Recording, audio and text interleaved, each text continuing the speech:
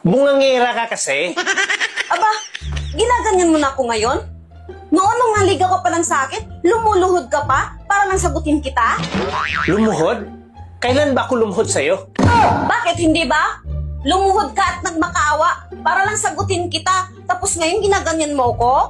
Sinungaling ka kasi at manluluko pa. Hindi kita niloko.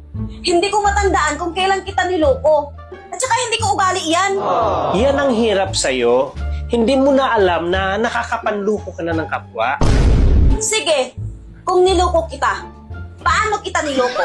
Nung nanligaw ako sa'yo, nagsuot ka ng sobrang sexy. Bagay sa'yo kasi ang laki ng dibdib mo.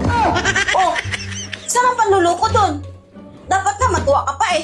Kagabi ko lang nalaman yung panluloko mo sa akin. Kagabi mo lang nalaman ang panluloko ko?